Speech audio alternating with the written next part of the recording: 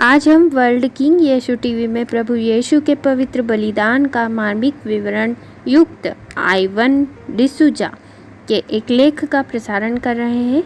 यह लेख आपको अवश्य पसंद आएगा। लेख इस प्रकार है। सजा के रूप में सूली पर चढ़ाने की प्रथा कई प्राचीन संस्कृतियों द्वारा प्रचलित थी, लेकिन विशेष रूप से रोमन गणराज्य और बाद में रोमन साम्राज्य द्वारा यह अपनाई गई। सूली पर चढ़ाना किसी को तब तक लटकाने या निलंबित करने की एक विधि थी जब तक कि उनकी मृत्यु नहीं हो गई हो। ईसाई धर्मशास्त्र और अनुष्ठान में नाजरेत के यीशु का परीक्षण और क्रूस पर चढ़ाना उनकी शारीरिक पीड़ा के साथ साथ जिस तरह से उनके क्रूस पर चढ़ने और मृतकों के बाद के पुनरुत्थान ने विश्वासियों के जीवन को बदल दिया, दोनों के लिए प्रतिष्ठित है। प्राचीन मिस्र में इम्पेलिंग नुकीली भालों को शरीर में कोंचना नामक एक प्रक्रिया का उपयोग किया जाता था और मृत्यु काफ़ी तेजी से हो जाया करती थी क्योंकि प्रमुख अंगों को छेद दिया जाता था। प्राचीन मेसोपोटामिया, असीरिया, बाबुल और फारस के बाद के साम्राज्य के क्षेत्र में जब अश्शूर के राजा सन्हेरिब ने 701 ईसा पूर्व में लाकिश के इस्राएली शहर पर विजय प्राप्त की तो कैदियों को डंडों पर लटका दिया गया, जिसमें पसलियों को डंडे के माध्यम से कोंचा जाया करता था। रोमियों द्वारा बर्बर अमानवीय भयावह क्रूरता का अत्यंत शर्मनाक क्रियान्वयन इसलिए हुआ करता था जिससे कोई भी उनसे बगावत या राष्ट्रद्रोह करने या रोमी कानून के विरुद्ध हिम्मत करने की कोशिश अथवा विचार न कर सके। इन सब बर्बरता का उद्देश्य पीड़ित को असहनीय कष्ट एवं मानसिक व अमानवीकरण कर उसकी गरिमा और स्मृति को सदा के लिए कलंकित कर संसार के समक्ष एक खौफनाक उदाहरण प्रस्तुत करना होता था।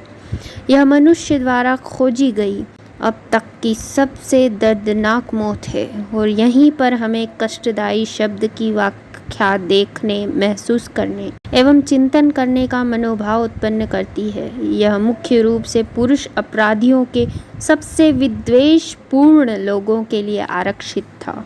क्रूस पर प्रभु की प्राण पीड़ा, यीशु को वस्त्रहीन कर दिया गया और उनके कपड़ों को रोमन पहरेदारों ने बांट दिया। स्त्रोत 22:19 वे मेरे वस्त्र आपस में बांटते और मेरे कुर्ते पर चिट्ठी डालते हैं। क्रूसित यीशु के लिए एक भयानक, धीमी, दर्दनाक मौत तैयार थी। क्रूस पर कीलों से जड़े जाने के बाद यीशु के पास शारीरिक रचना के अनुरूप अपने शरीर को संभवतः बनाए रखना असंभव सा महसूस हो रहा था। यीशु के घुटने लगभग 45 डिग्री पर मुड़े हुए थे और उन्हें अपनी जांघ की मांसपेशियों के साथ अपना वजन सहन करने के लिए मजबूर किया गया था, जो कि एक सामान्य शारीरिक स्थिति नहीं है जिसे जांघ और पिंडलियों की मांसपेशियों में गंभीर ऐंठन के बिना कुछ मिनटों से अधिक समय तक ही बनाए रखना संभव है। यीशु का भार उनके पैरों पर था जिसमें कीलें ठोंकी गई थी। चूंकि यीशु के निचले अंगों की मांसपेशियों की ताकत शिथिल हो गई थी, उनके शरीर का वजन उनकी कलाइयों, उनकी बाहों और उनके कंधों पर स्थानांतरित करना पड़ा। इन सब कारणों से क्रूस पर रखे जाने के कुछ ही मिनटों के भीतर यीशु के कंधे उखड़ गए। कुछ ही मिनटों के बाद यीशु की कूहनियाँ और कलाइयाँ अपनी जगह से उखड़ने लगी।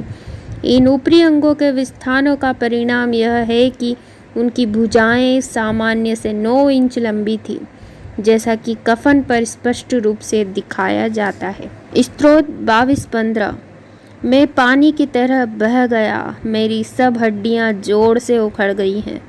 यीशु की कलाई, कोहनी और कंधों के खिसकने के बाद उसके ऊपरी अंगों पर उसके शरीर के भार ने उनकी सीने की दीवार की पेक्टोरलिस प्रमुख मांसपेशियों पर कर्षण बल पैदा किया।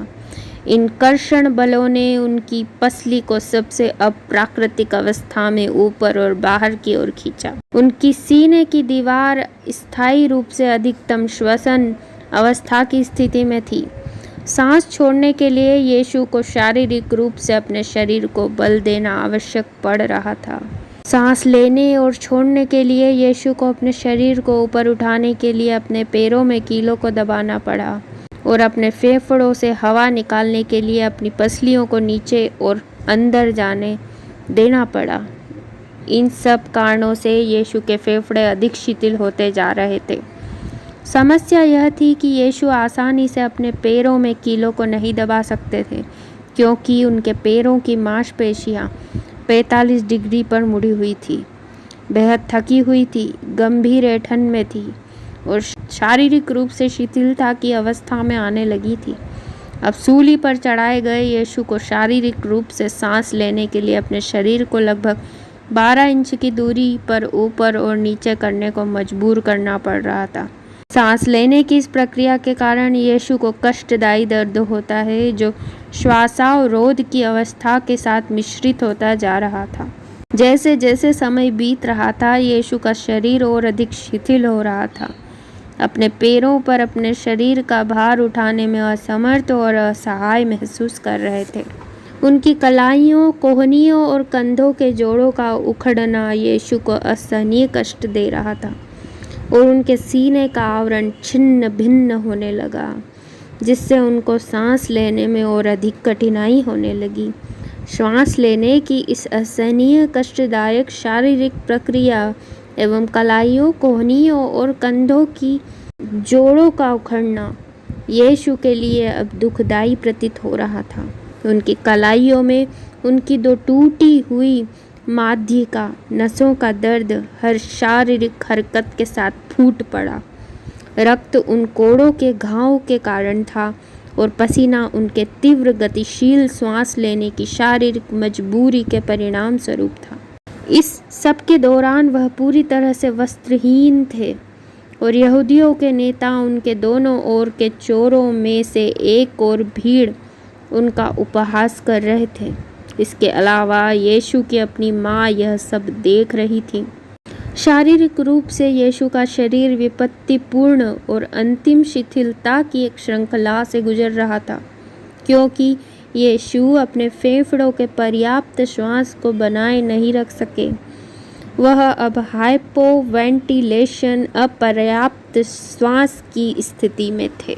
शारीरिक क्रियात्मक अनैच्छिक क्रिया यीशु के शरीर को मजबूर कर रही थी कि वे और अधिक शक्ति से गहरी सांस लें, पर इससे उन्हें अपने पैरों को जोरों से दबाना पड़ रहा था।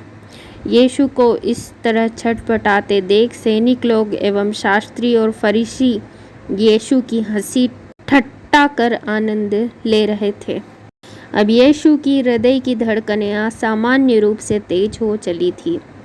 प्राणवायु, ऑक्सीजन कम होती जा रही थी और प्रांगार द्विजारीय कार्बन डाइऑक्साइड बढ़ता जा रहा था।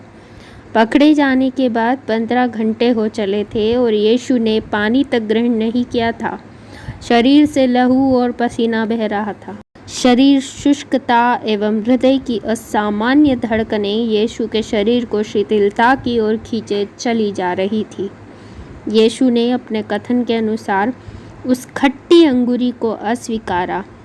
MT 2748 उनमें से एक तुरंत दौड़कर पंच सोख्ता ले आया और उसे खट्टी अंगूरी में डुबाकर सरकंडे में लगाकर उसने ईसा को पीने को दिया। दोपहर 3 बजे यीशु ने कहा, तेते लस्तय, जिसका अर्थ है पूरा हुआ, और प्राण त्याग दिए।